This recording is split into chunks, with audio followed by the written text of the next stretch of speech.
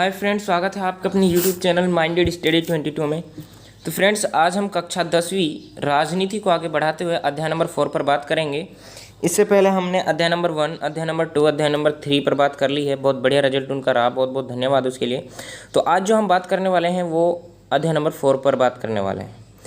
इस अध्याय में हम समझेंगे जाति, धर्म और लैंगिक मसलों से रिलेटेड कुछ महत्वपूर्ण तथ्यों को। तो देखिए, सबसे पहले आप सभी जानते भी हो कि जो भी हम चैप्टर पढ़ाते हैं उस चैप्टर का जो नाम होता है उसको हम बढ़िया तरीके से समझाते हैं, उसके नाम को खोलकर आपको बताते हैं। वो हम इसलिए खोलते हैं क्योंकि कोई भी चैप्टर होता है और उस चैप्टर का जो नाम होता है उसके नाम में उस चैप्टर की स्टोरी को इंडिकेट कर दिया जाता है।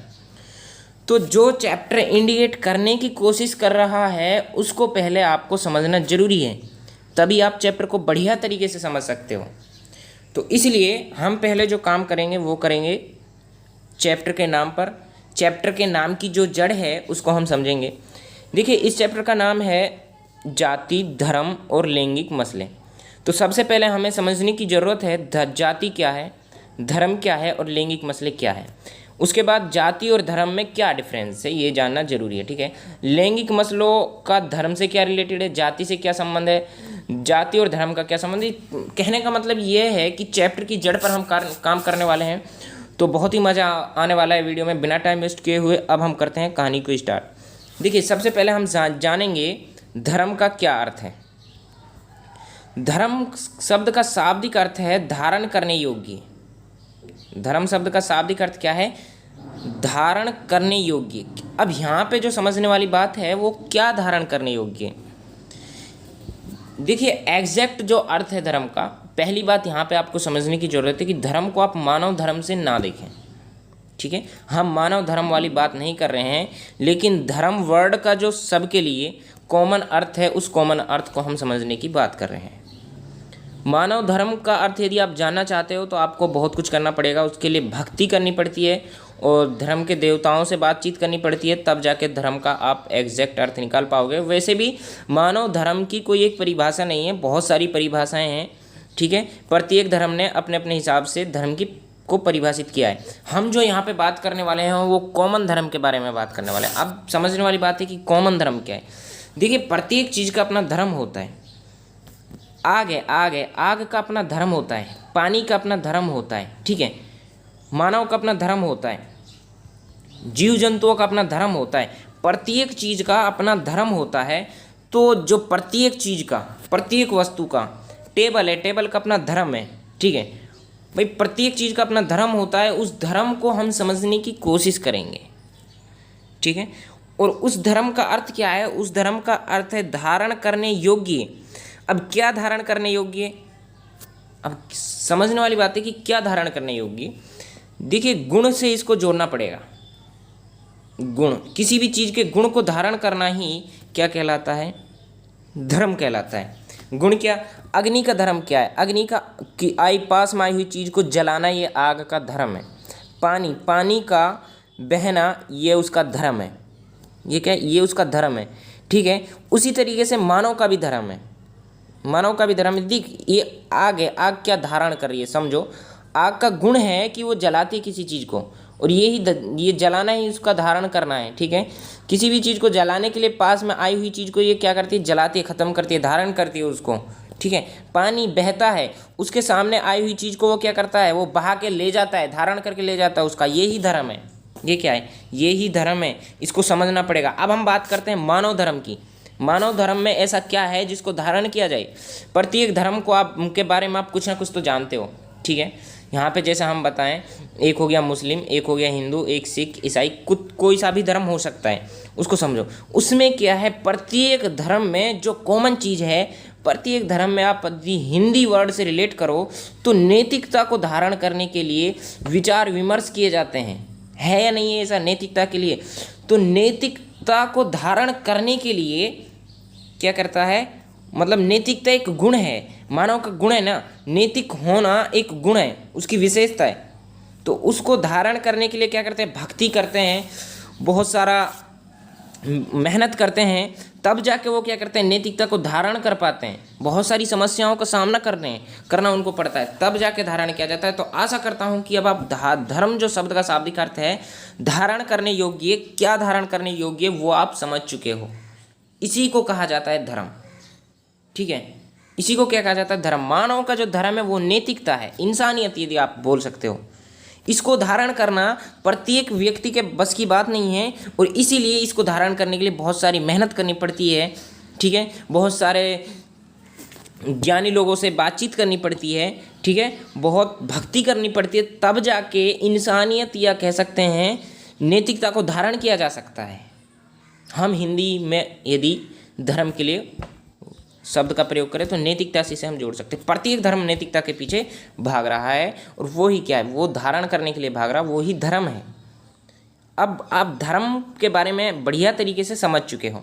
अब जो हम बात करने वाले हैं वो है जाति पर। जाति क्या है, देखिए जाति जो बनाई गई वो कर्म के आधार पर बनाई गई थी, इतना आप सभी जानते हो। अब यहाँ पे जो हम बात करें कर्म के आधार पर कैसे बनी, वर्ण सिस्टम के बारे में आप सभी जानते हो, वर्ण व्यवस्था, ठीक है। इसमें क्या हुआ, ब्रह्मा देवता से जाति की उत्पत्ति मानी जाती है। 4 जातियों को 4 भागों में बांटा गया था। एक ब्रह्मा के सिर से, फिर उससे नीचे, फिर उससे नीचे, फिर उससे नीचे। सबसे ऊपर थे ब्राह्मण, उसके बाद क्षत्रिय, उसके बाद वैश्य, फिर शूद्र थे, ठीक है ना। इसी तरीके से थे। तो ये क्या, ये जो जाति बनी, ये जो समुदाय बने, ये कर्म के आधार पर बने थे। किसके आधार पर, कि भाई कर्म के आधार पर शूद्र है, ये क्या करेंगे, ये मतलब छोटे काम जो होते हैं, आप सब जानते हो ना वर्ण सिस्टम के बारे में। यदि हम इस तरीके से ज़्यादा डीप जाएंगे तो बहुत बड़ा ज़्यादा टाइम लग जाएगा इस चैप्टर में, तो कॉमन सा समझ लें कि वर्ण सिस्टम जो था उसमें समुदाय बनाए गए कर्म के आधार पे, उन्हीं समुदायों को नाम दे दिया गया जाति, ठीक है। लेकिन वर्तमान जो आज के टाइम में यदि हम देखें तो वो ही जाति, वो ही समुदाय के अंतर्गत पैदा होने वाले लोग जन्म के आधार पर उसी जाति को ग्रहण कर लेते हैं, उसको जाति मान लेते हैं, ठीक है। मान लीजिए मैं दलित जाति में पैदा हुआ हूँ तो मैं खुद को दलित मान लेता हूँ, कोई और है ब्राह्मण जाति में पैदा हुआ, वो ब्राह्मण मान लेता है। कहने का मतलब ये है अब कर्म के आधार पे नहीं है वो, अब तो जन्म के आधार पे है, ठीक है। ये क्या है, ये जाति है। अब यहाँ पे जो अब हम बात करते हैं लैंगिक मसलों पर। लैंगिक मसले क्या हैं, देखिए लैंगिक मसले समझने से पहले आपको ज़रूरत है कि लिंग क्या होता है। यहाँ पे जो लैंगिक मसले बने ये लिंग से बने, लिंग को समझना पड़ेगा, लिंग क्या है, ठीक है। तो अब हम लिंग पर काम करते हैं। लिंग क्या है, देखिए किसी भी चीज़, कोई भी चीज़ हो सकती है, किसी भी काम, कोई भी काम हो सकता है, किसी भी चीज़, किसी भी काम, या फिर किसी भी बात की पहचान के प्रतीक को लिंग कहा जाता है। अब लिंग का अर्थ आप समझ चुके हो। अब देखिए अब मैं आपको इसको बताता हूँ लैंगिक मसले कैसे पैदा होते हैं। देखिए किसी भी चीज़, किसी भी बात या किसी भी वस्तु की पहचान के प्रतीक को लिंग कहते हैं। जैसे कि मान लीजिए स्त्रीलिंग, पुल्लिंग, ये क्या पहचान करा रहे हैं, ये पहचान करा रहे हैं स्त्री पुरुष होने का, ठीक है। और जो हम इस चैप्टर में पढ़ने वाले हैं लैंगिक मसलों से रिलेटेड, वो स्त्रीलिंग और पुल्लिंग से संबंधित ही पढ़ेंगे। लड़कियों और लड़कों के साथ हो रहे भेदभाव के बारे में हम समझेंगे। लिंग, लिंग क्या है, प्रतीक है, लड़का और लड़की होने के प्रतीक को लिंग कहा जाता है, ठीक है, ठीक है। ये क्या है, ये लिंग का एग्जैक्ट अर्थ है। अब यहाँ पे स्त्रीलिंग और पुल्लिंग के बारे में हम यहाँ पे एग्जाम्पल की दृष्टि से समझाने की कोशिश की जाती है चैप्टर में, तो उसका भी हम अध्ययन करेंगे। अब देखिए अब आप जो चैप्टर का नाम है उसको बढ़िया तरीके से समझ चुके हो, उसकी जड़ को आप बढ़िया तरीके से पकड़ चुके हो। अब जो हम बात करेंगे वो सारा आपको बढ़िया तरीके से समझ में आने वाला है। तो अब हम जो जो वर्ड्स यहाँ पे एक्सप्लेन कर दिए हैं वो आगे एक्सप्लेन नहीं करने वाले हैं। अब देखिए अब जो हम बात कर रहे हैं लैंगिक मसले और राजनीति पर करने वाले हैं। देखिए लैंगिक मसले और राजनीति इनका क्या है। देखिए ऊपर एक और चीज़ देखने की ज़रूरत है, ये हमने नहीं देखी थी यहाँ पे। देखिए सामाजिक विभाजन और सामाजिक भेदभाव वाली 3 सामाजिक असमानताओं के बारे में हम बात करेंगे इस चैप्टर में। वो 3 सामाजिक असमानता क्या हैं जो कि समाज को विभाजन की ओर ले जाती है और समाज में भेदभाव की भावना पैदा करती है। देखिए धर्म के आधार पर बहुत सारे देशों का विभाजन भी हुआ है, जैसे कि हाँ एग्जाम्पल के तौर पर आप भारत को देख सकते हो, अपनी ही कंट्री, ठीक है। धर्म के आधार पर, ठीक है। यानी धार्मिक विभाजन भी होता है, समाज का धार्मिक धर्म का आधार पर विभाजन होता है, जाति का आधार पर भी विभाजन हुआ है बहुत जगह। लैंगिक मसले भी हमको देखने को मिलते हैं, ठीक है। ये सामाजिक असमानताएं हैं, और इन असमानता की वजह से क्या होता है, समाज में भेदभाव की स्थिति आ जाती है और समाज विभाजन की ओर चला जाता है। तो उसको हम समझ लेंगे, इन 3 विषमताओं को बढ़िया तरीके से समझने वाले हैं। अब हम जो इसमें स्टार्टिंग में दिए गए वो है लैंगिक मसले और राजनीति। अब आप समझो, देखिए लैंगिक मसले और राजनीति। लैंगिक मसले क्या है, ये एक सामाजिक असमानता का रूप है, ठीक है। ये क्या है, सामाजिक असमानता का रूप है। और सामाजिक असमानता का कौन सा रूप, लैंगिक असमानता वाला रूप है, ठीक है। लैंगिक असमानता में कौन कौन से आते हैं, एक तो हो गया स्त्रीलिंग, एक पुल्लिंग, ठीक है। इनका माध्यम से हम इनको समझेंगे, स्त्रीलिंग और पुल्लिंग। अब देखिए इनमें भेदभाव कैसे होता है, किस तरीके से वो समाज में भेदभाव की ओर जाता है। भेदभाव पैदा होने के बाद वो ही एक तरीके से बोल सकते हैं, वही व्यवस्था, वही समाज की स्थिति क्या होती है, सामाजिक विभाजन की ओर चली जाती है, समझे। अब स्त्रीलिंग और पुल्लिंग में भेदभाव पैदा क्यों होता है, इस पे मैं आपको पहले वाले चैप्टर में शायद पढ़ाया भी हूँ कि भेदभाव पैदा कैसे होता है समाज में, ठीक है। अब यहाँ पे जो हम बात करने वाले हैं, समाज में भेदभाव पैदा कैसे होता है। समाज में जो स्त्रीलिंग और पुल्लिंग लैंगिक मसले हैं, उनमें समाज में जब भेदभाव होगा, वही भेदभाव की स्थिति आगे क्या करेगी, सामाजिक विभाजन की ओर लेगी। लेकिन भेदभाव कैसे पैदा होगा, वो होगा प्रचलित रूढ़ छवियों के कारण। वो क्या होगा, प्रचलित रूढ़ छवियों के कारण, या फिर आप बोल सकते हो पूर्वाग्रहों के कारण। पूर्वाग्रह क्या है, मान लीजिए लड़कों ने लड़कियों के प्रति क्या बना ली, मान्यता बना ली, कोई भी राय बना ली, अपने दिमाग में बैठा ली। और ये क्या है, धीरे धीरे आगे चल के इस तरह की धारणाएं क्या करती हैं, भेदभाव की भावना पैदा कर देती है एक दूसरे के प्रति, ठीक है। अब ये रूढ़ छवियाँ क्या करती है, भेदभाव का कारण करती हैं, भेदभाव का काम करती हैं। और लैंगिक मुद्दे उभरते हैं इनसे धीरे धीरे। देखिए मान लीजिए लड़कों ने लड़कियों के बारे में धारणाएं बना ली कि इनका जो काम होता है वो गृहस्थी जीवन में होता है, घर चलाने में होता है, ठीक है, बच्चों का पालन पोषण करने में इनका ये काम है। ये मान्यता लड़कों ने अपने दिमाग में बैठा ली, ये राय अपने दिमाग में बैठा ली। ये क्या है, ये उनके बारे में रूढ़ छवियाँ हैं, ये प्रचलित हैं, ये प्राचीन काल से चली आ रही हैं। और इस तरह की अवधारणा क्या करती हैं कि अब कि भाई इनकी धारणा है कि लड़की का काम गृहस्थी जीवन को संभालना होता है। तो अब लड़के क्या करते हैं, शादी बाद या शादी से पहले कुछ भी गृहस्थी से संबंधित कोई भी कार्य नहीं करते हैं। बच्चों को संभालना लड़कियों का काम होता है, ठीक है। ये पूर्ण रूप से लड़कियों पर छोड़ देते हैं, महिलाओं पर छोड़ देते हैं, ठीक है। और बाहरी जीवन में सार्वजनिक मुद्दों में क्या करते हैं, पुरुषों का योगदान होता है। इस तरह की जब राय बन जाती है तो वो एक दूसरे के प्रति क्या करते हैं, एक दूसरे को रोकने की कोशिश करते हैं, ठीक है। और वो क्या करते हैं, वो एक दूसरे के धीरे धीरे क्या होता है, वो भेदभाव का रूप ले लेता है। और जब भेदभाव का रूप यदि लड़का और लड़कियों के आधार पर आ रहा है तो वो हो गया लैंगिक मसले, लैंगिक मुद्दा। उससे क्या हो, लैंगिक मुद्दा कह सकते हो, लैंगिक मसले कह सकते हो। तो प्रचलित रूढ़ छवियों से क्या हुआ, लैंगिक मुद्दे उभरे। लैंगिक मुद्दे जब उधरे तो महिलाएं आंदोलन भी होंगे, ठीक है, महिला आंदोलन भी होंगे, महिलाएं संगठन भी बनेंगे, ठीक है। समझ में आ रहा है ना बढ़िया तरीके से, महिलाएं संगठन भी बनेंगे धीरे धीरे। महिलाएं संगठन बने, महिलाएं अपनी मांग करेंगी, ठीक है, इस तरीके से। अब देखिए यहाँ पे क्या हुआ, वहाँ पे जो बुक में लिखा हुआ है कि महिलाओं के प्रति जब पूर्वाग्रह होता है, जैसे कि मान ले महिलाएं का जो काम होता है गृहस्थी जीवन से रिलेटेड होता है, उस काम को महिलाओं के लिए कोई पैसा नहीं मिलता है, ठीक है। वो गृहस्थी जीवन में रहते हुए अपने बच्चों का पालन पोषण करते हैं, गृहस्थी जीवन से रिलेटेड खान पान रहन सहन इन सभी कार्यों को वो संभालती हैं। लेकिन पुरुष, मान लीजिए रोटी बनाना किसका, खाना बनाना किसका काम है, महिला का काम है। और उस खाना बनाने के काम को पुरुष घर के अंदर नहीं कर रहा है, लेकिन यदि इसी काम के लिए पुरुष को बाहर पैसा मिले, जैसे कि होटल में रोटी बनाने के लिए पैसा मिले, खाना बनाने के लिए पैसा मिलता भी है, तो उसी काम को खुशी खुशी कहाँ कर लेते हैं, बाहर कर लेते हैं, ठीक है। तो ये क्या है, चीज़ एक ही है, लोगों की राय अलग अलग है। गृहस्थी जीवन में उसको नहीं कर रहे हैं, लेकिन बाहरी लाइफ में उसको कर रहे हैं, ठीक है। तो ये क्या गलत राय है या नहीं है, तो गलत राय है। इसी राय की वजह से क्या होता है, भेदभाव पैदा होता है। अब समझ गए ना यहाँ तक। अब जो बात कर रहे हैं वो पितृ प्रधान वाले समाज की हम बात करेंगे। पितृ प्रधान शब्द का क्या अर्थ है, ये जानना जरूरी है। देखिए पितृ प्रधान शब्द का अर्थ है पिता का शासन, पिता का शासन से यहाँ पे क्या अभिप्राय है? मान लीजिए पिता का शासन से यहाँ पे अभिप्राय है पिता की जो संपत्ति होती है उस संपत्ति को बेटों में यानी पुत्रों में विभाजित कर देना क्या कहलाता है? पितृ प्रधान समाज कहलाता है। ठीक है, लड़कियों के लिए उसमें नहीं दिया जाता है, पुत्रों के लिए उसकी संपत्ति को, पिता की संपत्ति को बांट दिया जाता है, यही पितृ शासन वाला समाज कहलाता है। ठीक है, अब देखिए महिलाओं की तुलना में पुरुषों को ज़्यादा महत्व दिया जाता है इस समाज में, पितृ प्रधान समाज में। ठीक है, इसके बारे में भी आप बढ़िया तरीके से समझ चुके हो। अब जो हम बात करेंगे, देखिए यहाँ पे देखिए कुछ वर्ड्स हम देख लेते हैं, जान लेते हैं। देखिए साक्षरता दर, ये यहाँ पे थोड़ा टेक्निकल सिस्टम है। साक्षरता दर कितनी थी महिलाओं की, समझे यहाँ से।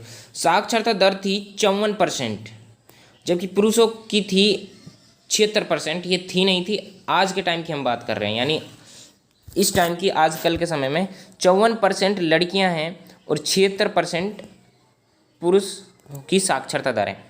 अब इसको समझो, इसमें साक्षरता दर में लड़कियों के साथ भेदभाव कैसे होता है, ये लैंगिक मुद्दा कैसा है, ये यहाँ पे समझने वाली बात है जो हम चैप्टर के अकॉर्डिंग चल रहे हैं।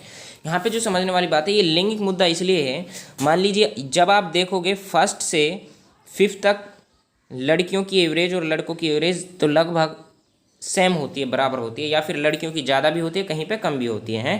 कहने का मतलब ये है कि ये दोनों सेम स्थिति में चलते हैं, सेम एवरेज इनकी होती है, बढ़िया एवरेज दोनों की होती है। अब हम चलते हैं 5th से 10th तक। यहाँ पे क्या होता है, 10th में आपने कभी कभी देखा भी होगा कि लड़कियाँ भी बहुत जगह पर बाजी मारती हैं, ठीक है, और लड़के क्या है पीछे रह जाते हैं, या फिर बहुत जगह लड़के बाजी मार देते हैं। लेकिन कहने का मतलब ये है कि अभी भी 10th तक भी लड़कियां टक्कर में होती हैं लड़कों के, ठीक है, बाजी भी मारते हैं बहुत जगह पे, 12th तक भी मारती हैं। ठीक है, अब क्या हुआ, 12th लड़की ने की, बहुत से स्थानों पर, बहुत सी जगहों पर, बहुत से लोगों की मानसिकता के कारण क्या होता है, लड़की को बैठा दिया जाता है 12th के बाद, उसको आगे की पढ़ाई का अवसर नहीं मिलता है, जिसके कारण जो उसने सीखा, जो कुछ ग्रहण किया, उसका लाभ उसको इतना खास नहीं मिलता है। लेकिन फिर भी फ़ायदा है, अगर 12th तक पढ़ाते हो बहुत कुछ सीखने को मिलता है। कहने का मतलब ये है कि उनकी साक्षरता दर में यहाँ से कमी आ जाती है, और ये एक लैंगिक मुद्दा इसलिए बन रहा है, समझ गए हो ना। तो अब यहाँ पे हम एक और बात करेंगे लिंग अनुपात की। लिंग अनुपात की यदि हम बात करें तो 1000 लड़कों पर 919 लड़कियाँ हैं। ठीक है, देखिए कितना समाज की कितनी गंदी मानसिकता है, समझिए।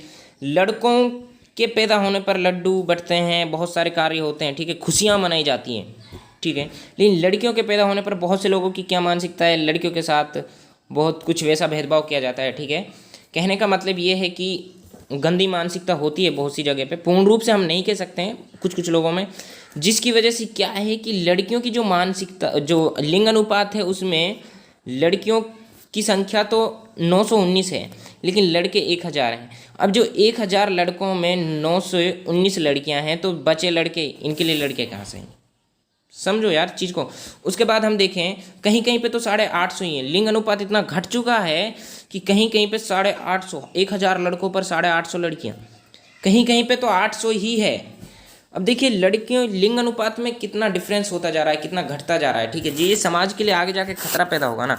तो इस तरह की लड़कियों के प्रति इस तरह की भावनाएं हीन होती हैं, इनको समाप्त करना चाहिए। इस तरह की कोशिशों को यहाँ पे इंडिकेट करने की बात की जा रही है। लैंगिक मसलों में इन्हीं को दर्शाने की कोशिश की गई है अकॉर्डिंग टू चैप्टर। अब जो हम बात करने वाले हैं महिलाओं का राजनीतिक प्रतिनिधित्व। अब देखिए जब धीरे धीरे क्या हुआ समाज में, समझिए लैंगिक मसले उभरे, ठीक है, लैंगिक मसले उभरे, लैंगिक मुद्दे उभरे, तो महिला समुदाय बने, महिलाएं समुदाय बने, तो महिलाएं आंदोलन उभरे। तो उन्होंने क्या क्या इस तरह के कार्यों से अपने लिए राजनीतिक प्रतिनिधित्व की मांग की।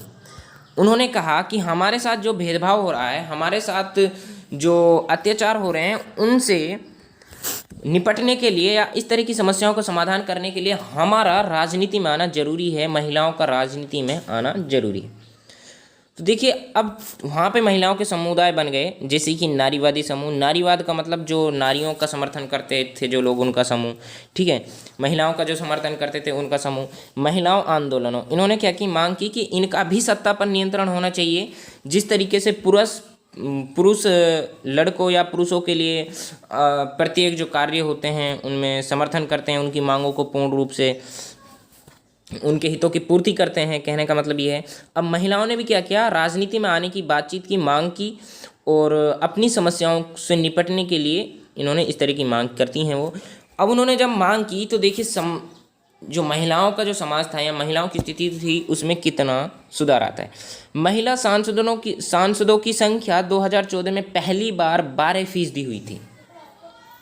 पहली बार 2014 में महिला सांसदों की संख्या 12% हुई। ठीक है, लोकसभा में, ये किसकी बात कर रहे हैं हम, लोकसभा में महिला सांसदों की संख्या 2014 में पहली बार 12% तक पहुंची थी महिलाओं की संख्या। वहीं पर राज्यों की विधानसभाओं में उनका प्रतिनिधित्व 5% से भी कम था। इतनी वहाँ की महिलाओं की स्थिति थी इस तरीके से। अब धीरे धीरे महिलाओं की स्थिति में सुधार आता है, अब वो हम सब समझेंगे। देखिए भारत में कई बार क्या हुआ था, कई बार भारत में महिलाएं प्रधानमंत्री पद तक भी पहुंच चुकी थी, मुख्यमंत्री पद तक भी पहुंच चुकी थी। इन दिक्कत क्या है, प्रधानमंत्री होते हुए भी इंदिरा गांधी भारत की महिला प्रधानमंत्री थी। ठीक है, मुख्यमंत्री भी बहुत रही हैं।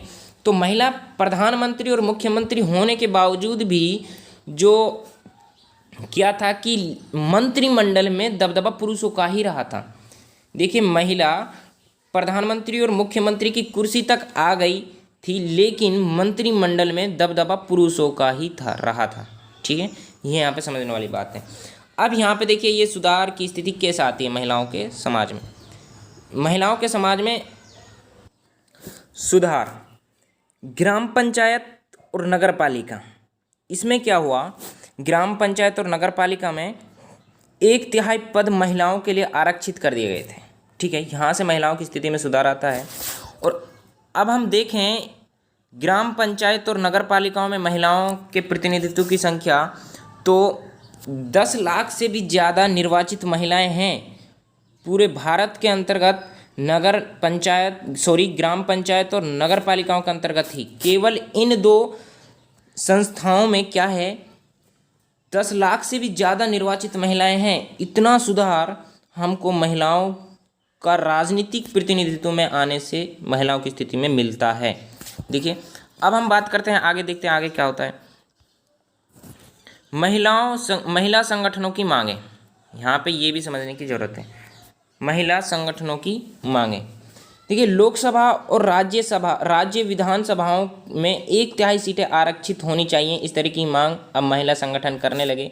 पारिवारिक कानूनों से मुक्ति पाने की इन्होंने बात की। ठीक है, पारिवारिक कानूनों से मुक्ति पाने की बात क्या, पारिवारिक कानून क्या था, देखिए जैसे कि पारिवारिक कानून क्या होता था महिलाओं के लिए, भाई इनका जो कार्य होता है वो गृहस्थी जीवन से रिलेटेड होता है, बच्चों का पालन पोषण करना। ठीक है, और भी भाई क्या है कि घर के अंदर ये घर की 4 दीवारी के भीतर कार्य करेंगी, इस तरह की मानसिकता लोगों में थी ना इनके प्रति। तो इन्होंने उससे निपटने के लिए क्या क्या मांगे की और पारिवारिक कानूनों से मुक्ति पाने के लिए ये कहती हैं। देखिए टेक्निकल चीज़ें हैं, कुछ इस तरीके की बात वो हो जाता है दिक्कत थोड़ा, तो इससे कोई नहीं है। जल्दी ही हम बोर्ड वाला सिस्टम लाने वाले हैं, तो कोई इसमें दिक्कत वाली बात नहीं है, बहुत जल्दी हम कोशिश कर रहे हैं पूरी। अब देखिए अब जो हम बात कर रहे हैं धर्म सांप्रदायिकता, ये वो लिखने की गलती है। देखिए ये सांप्रदायिकता है, धर्म सांप्रदायिकता और राजनीति। अब यहाँ पे हम समझेंगे सांप्रदायिकता क्या है, ये नया वर्ड आया। तो सांप्रदायिकता को समझने के चल आगे समझेंगे इसका थोड़ा, अब हम देख लेते हैं। देखिए लगता है इसको अभी समझना पड़ेगा, यहीं पे समझ लेते हैं सांप्रदायिकता क्या है। सांप्रदायिकता मतलब क्या है, देखिए जब कोई भी राज्य, जो एग्जैक्ट अर्थ जो सांप्रदायिकता का है, जब कोई भी राज्य क्या करता है, किसी विशेष धर्म को दर्जा देने लगता है, किसी विशेष धर्म के हितों को पूर्ति करने लगता है, किसी विशेष धर्म को ध्यान में रखते हुए नीति नियम कानून बनाता है, तो वो क्या होता है, वो सांप्रदायिकता की स्थिति उससे पैदा हो जाती है। अब देखिए धर्म और सांप्रदायिकता एक दूसरे से कैसे प्रभावित करती है एक दूसरे को, समझें। देखिए राज्य द्वारा अपनी सत्ता का इस्तेमाल किसी एक धर्म के पक्ष में करने की प्रक्रिया को सांप्रदायिकता कहते हैं। अब यहाँ तक आप समझ चुके हो सांप्रदायिकता क्या है बढ़िया तरीके से। जब कोई भी राज्य ठीक है क्या करता है कि मान लीजिए ये 2 धर्म हैं और ये इसकी जनसंख्या ज़्यादा है या कम है, इसकी ज़्यादा या कम है, ठीक है, मान लीजिए ये ज़्यादा ये कम है इसकी जनसंख्या। तो धर्म क्या है कि राजनीति अपने वोट बैंक के लिए इसका समर्थन करेगी, इसके हितों की पूर्ति करेगी, हैं, इसके हितों को ध्यान में रखकर नीति नियम कानून बनाएगी, ठीक है। तो इस तरह की जब राजनीति यदि राज्य सरकार करती है तो वो क्या हो गई, उसे कहते हैं सांप्रदायिकता की राजनीति, ठीक है। सांप्रदायिकता का अर्थ आप समझ चुके हो। देखिए, राज्य द्वारा अपनी सत्ता का इस्तेमाल किसी एक धर्म के पक्ष में करने की प्रक्रिया को ही सांप्रदायिकता कहते हैं। आशा करता हूँ कि सांप्रदायिकता आप समझ चुके हो। अब देखिए, इसके कुछ रूप हम आपको बता देते हैं। धर्म को राष्ट्र का आधार मान लिया जाता है। अब आप इनको किसी के भी नाम दे सकते हैं। देखिए, सांप्रदायिकता के रूप या फिर सांप्रदायिकता की विशेषता भी आप इसको दे सकते हैं, ठीक है। क्या देख सकते हैं, सांप्रदायिकता की विशेषताएं या फिर सांप्रदायिकता के रूप। धर्म को राष्ट्र का आधार मान लिया जाता है। जब सांप्रदायिकता की स्थिति आती है उसमें क्या होता है, धर्म को राष्ट्र का आधार मान लिया जाता है। एक धर्म के विचारों को दूसरे धर्म से श्रेष्ठ माना जाने लगता है, ठीक है। धार्मिक समूह की मांगों पर आधारित टकराव की ओर संकेत, विभाजन की ओर संकेत। अब इनको हम समझते हैं कुछ बढ़िया तरीके से। देखिए, धर्म को राष्ट्र का आधार मान लिया जाता है। सांप्रदायिकता की स्थिति में क्या होता है, और ये एक विशेषता भी है सांप्रदायिकता की, कि धर्म को राष्ट्र का आधार मान लिया जाता है इसमें। वो क्यों? क्योंकि सांप्रदायिकता का अर्थ ही है कि किसी एक धर्म के पक्ष में बात करने या सत्ता का इस्तेमाल किसी एक धर्म के पक्ष में करने की प्रक्रिया को ही क्या कहा जाता है, सांप्रदायिकता कहा जाता है। उसी तरीके से धर्म, यदि सरकार किसी एक धर्म को महत्व दे रही है और उसी धर्म को राष्ट्र का आधार मान रही है तो उससे क्या होता है, उससे सांप्रदायिकता की भावना पैदा होती है, ठीक है। इसमें क्या होता है, एक धर्म के विचारों को दूसरे धर्म से श्रेष्ठ माना जाता है। ये सब आप समझ चुके हो, एक्सप्लेन बढ़िया तरीके से कर दोगे क्योंकि आप अर्थ को बढ़िया तरीके से समझ चुके हो। और आप देखिए, बहुत लंबी वीडियो हो जाएगी, इसमें मैं तेज़ी से काम करने वाला हूँ। इसमें क्या है कि आप एक बार चैप्टर का अध्ययन जरूर कर लें NCERT से, ठीक है, तब आपको कोई भी दिक्कत नहीं आएगी, ठीक है। अब देखिए, सांप्रदायिकता और राजनीति एक दूसरे को कैसे प्रभावित करती हैं। सांप्रदायिकता और राजनीति एक दूसरे को कैसे प्रभावित करती है, ये भी समझ लीजिएगा। सांप्रदायिकता में राजनीति के अनेक रूप हो सकते हैं। देखिए, दैनिक जीवन में धार्मिक पूर्वाग्रह, मैंने आपको बताया भेदभाव पूर्वाग्रह है, यहाँ पे भेदभाव पूर्वाग्रह आ गया, पूर्वाग्रह के कारण भेदभाव पैदा होता है, ठीक है। अब यहाँ पे पूर्वाग्रह, धार्मिक पूर्वाग्रह क्या कर रहा है, धार्मिक पूर्वाग्रह दैनिक जीवन की स्थिति में क्या कर रहा है, सांप्रदायिकता की भावना पैदा कर रहा है। वो कैसे कर रहा है, समझो। देखिए, दैनिक जीवन में हम प्रत्येक अलग अलग धर्म के लोगों को देखते हैं और उनके दिमाग में या उनके पूर्वाग्रहों के कारण, कुछ रूढ़ छवियों के कारण वो क्या करते हैं, अपने धर्म को सर्वश्रेष्ठ मानते हैं। क्या मानते हैं, अपने धर्म को सर्वश्रेष्ठ मानते हैं। और सर्वश्रेष्ठ मानने की वजह से वो सभी धर्म की दिमाग में क्या अवधारणा बन गई कि हमारा धर्म सर्वश्रेष्ठ है, सबसे बढ़िया है, सबसे अच्छा है। तो इसी अवधारणा की वजह से, इसी पूर्वाग्रह की वजह से, इसी मान्यता की वजह से धीरे धीरे समाज में क्या होता है, एक दूसरे के प्रति नफरत की भावना पैदा होती जाती है। और वे नफरत की भावना धीरे धीरे धार्मिक भेदभाव का रूप ग्रहण कर लेती है। और धार्मिक भेदभाव का रूप ग्रहण उसने किया तो समाज में क्या हुआ, समाज में राजनीतिक पार्टियां क्या करने लगेंगी, यहाँ पे राजनीति अब हस्तक्षेप करेगी। देखिए, राजनीतिक पार्टियां यदि चाहें तो उस समस्या का समाधान भी कर सकती हैं, लेकिन राजनीति में जो ज़्यादा मेन मकसद होता है वो वोट बैंक से होता है। वोट बैंक के लिए राजनीति क्या करेंगी, जिसमें ज़्यादा वोट बैंक है उसका समर्थन करेंगी, उसका समर्थन करेंगी। तो राजनीति की वजह से क्या हुआ, समाज सांप्रदायिकता की ओर चला गया। तो क्या हुआ, राजनीति सांप्रदायिकता को नष्ट भी कर सकती है और पैदा भी कर सकती है। समझने की जरूरत है। हम इसमें पूर्ण रूप से एक तरफ विचार नहीं दे सकते, इसके पक्ष और विपक्ष दोनों में हम तर्क दे सकते हैं। तो जो ये स्थिति मैंने अभी आपको बताई, तो जब हम पूर्वाग्रह, जो धार्मिक पूर्वाग्रह होता है उसकी वजह से अपने धर्म को सर्वश्रेष्ठ मान लेते हैं। सर्वश्रेष्ठ मानने की वजह से वो धीरे धीरे नफरत की भावना होती है और धार्मिक भेदभाव पैदा हो जाता है। और धार्मिक भेदभाव की वजह से धार्मिक विभाजन भी इसी तरीके से होता है समाज में। समझने वाली जरूरत यह है। अब हम नेक्स्ट पॉइंट की बात करते हैं। देखिए, जो नेक्स्ट रूप है सांप्रदायिकता और राजनीति के, राजनीतिक प्रभुत्व स्थापित करने की सोच को लेकर भी सांप्रदायिकता की भावना पैदा हो जाती है।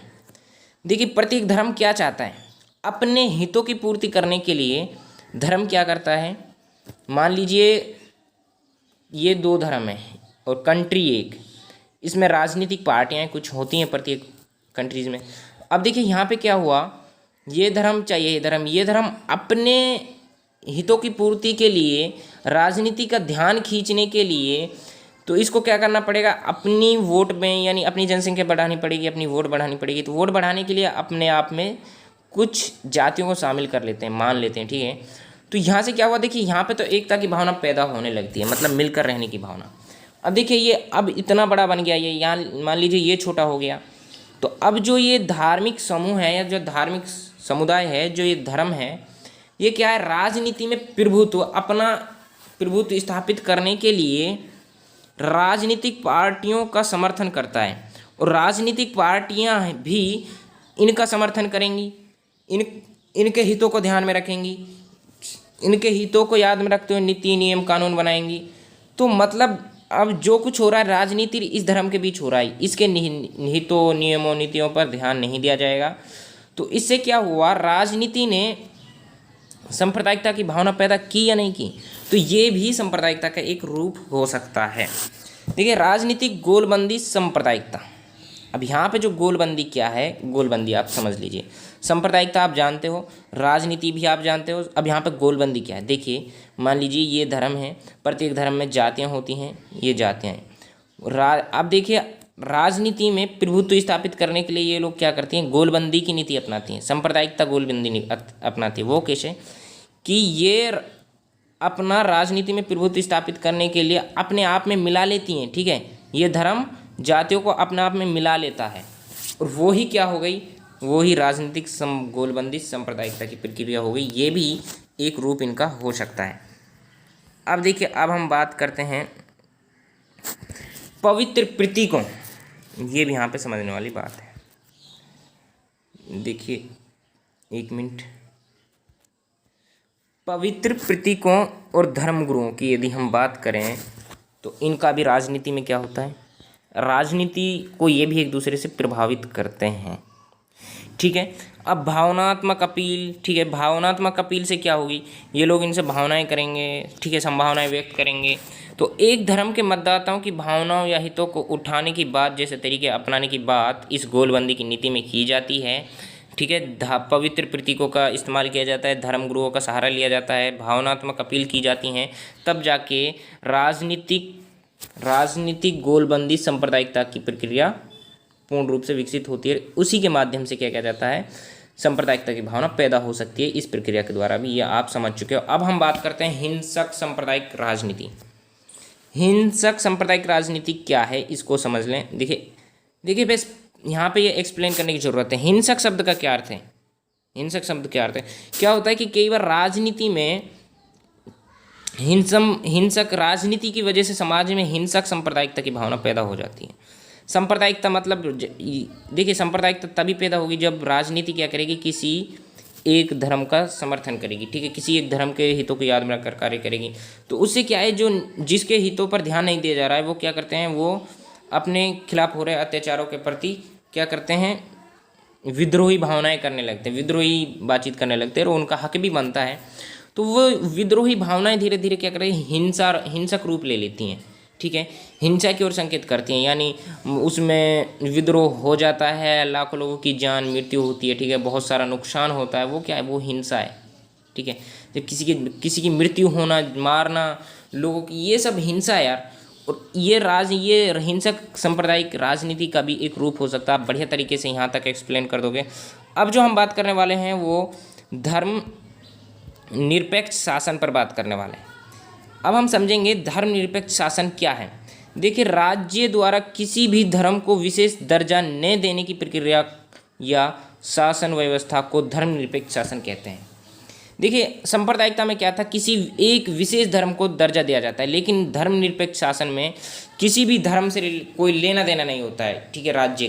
राज्य के द्वारा सभी धर्म समान होते हैं, सभी के हितों को ध्यान में रखते हुए नियम कानून नीतियाँ बनाई जाती हैं, सभी के लिए कार्य किया जाता है, किसी धर्म को विशेष दर्जा नहीं दिया जाता है। यही क्या है, ये धर्म निरपेक्ष शासन व्यवस्था कहलाती है, ठीक है।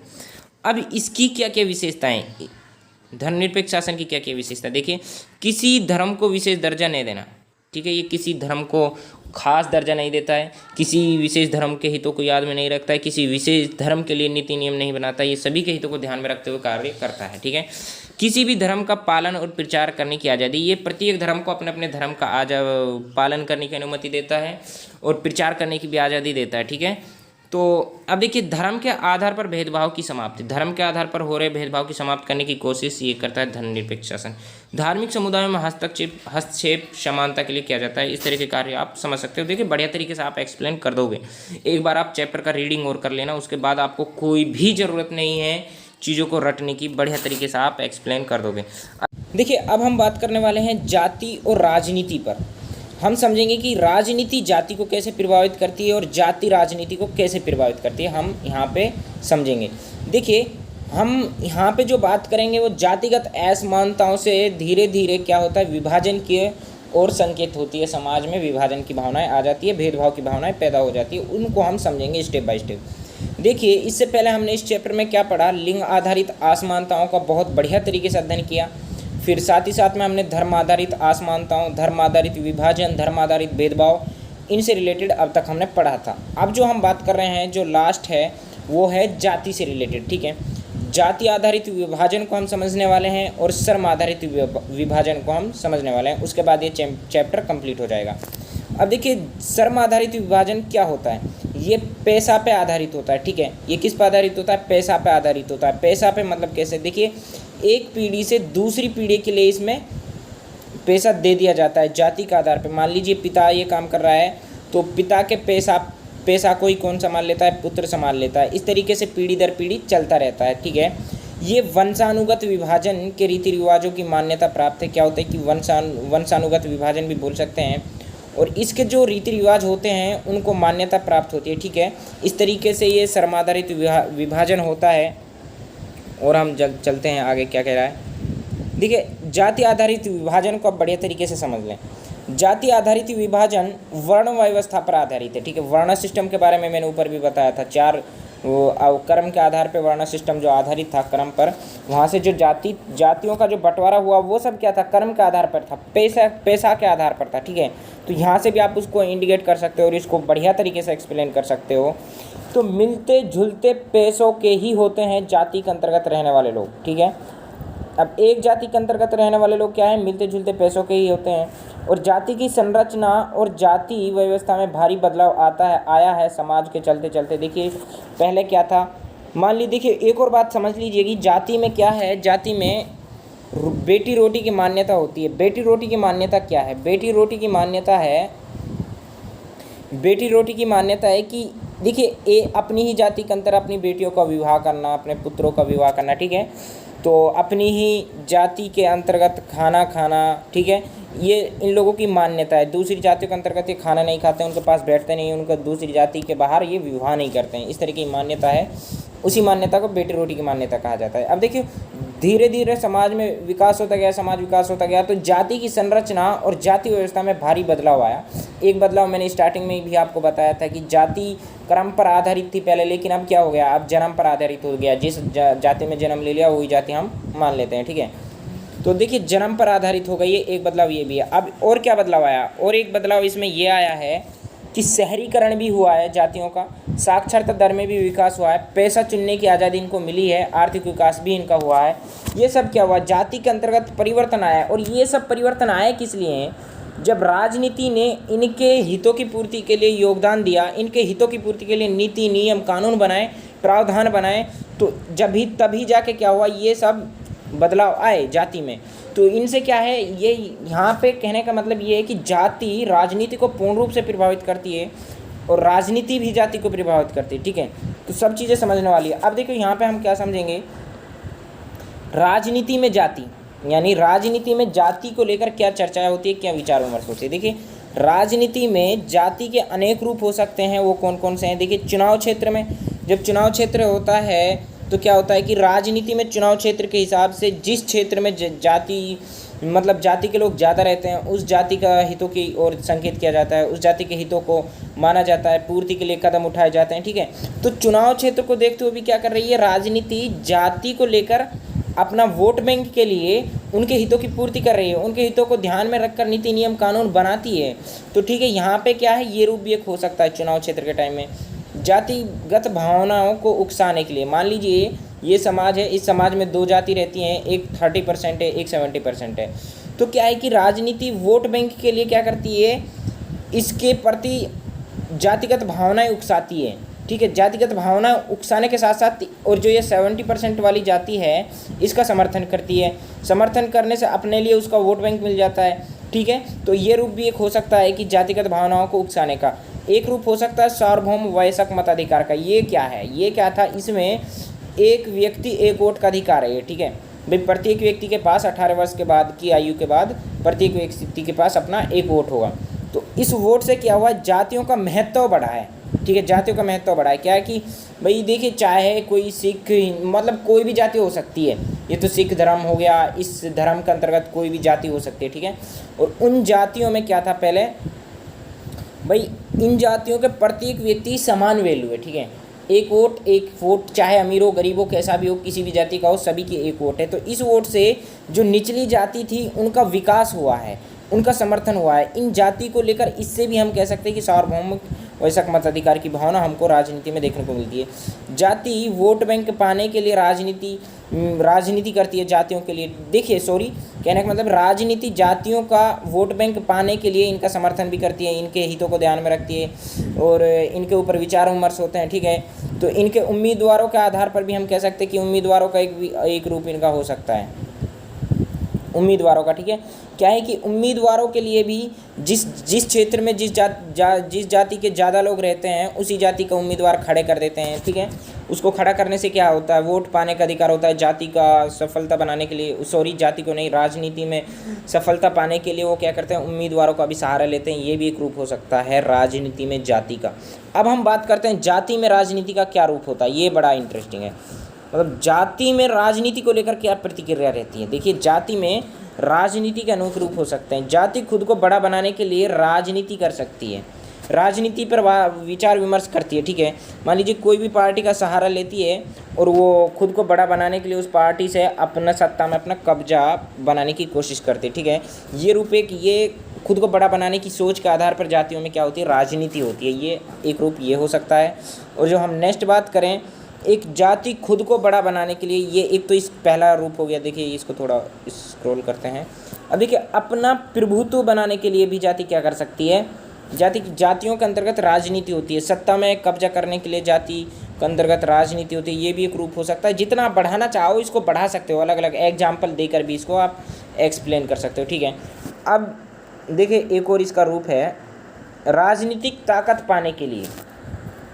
क्या कि राजनीतिक ताकत पाने के लिए जाति के अंतर्गत राजनीति होती है। देखिए, जाति के अंदर क्या होती है, राजनीतिक ताकत पाने के लिए राजनीति करते हैं। जैसे कि सत्ता पर कब्जा करने के लिए दूसरी जातियों या समुदायों को साथ में लेने की कोशिश करते हैं ताकि वो सत्ता में आ सके, ताकि वो बड़ा बनने की कोशिश कर रहे हैं ना, बड़ा हो सके, उनका प्रभुत्व समाज में स्थापित हो सके। तो इस तरह की सोच का एक रूप भी जाति के अंदर राजनीति का हो सकता है। तो आशा करता हूँ कि ये चैप्टर आपको बढ़िया तरीके से समझ में आ गया होगा। और तो आप हमारे चैनल को सब्सक्राइब करें, बेल आइकन को जरूर हिट करें और कमेंट बॉक्स में ज़रूर कमेंट करें। और अपना मनपसंद का टॉपिक भी आप बताएं, जरूरी नहीं कि वो टॉपिक एनसीईआरटी से रिलेटेड हो। लूसेंट भी हमने स्टार्ट किया हुआ है और भी हम जल्दी ही एम लक्ष्मीकांत को स्टार्ट करने वाले हैं। तो आप कोई भी जो भी मन में टॉपिक आ रहा है आप उसको कमेंट बॉक्स में ज़रूर बताएं। हम 100% पूरी कोशिश करेंगे वीडियो बनाने की। तो मिलते हैं नेक्स्ट वीडियो में, बने रहिए हमारे साथ। Thank you so much.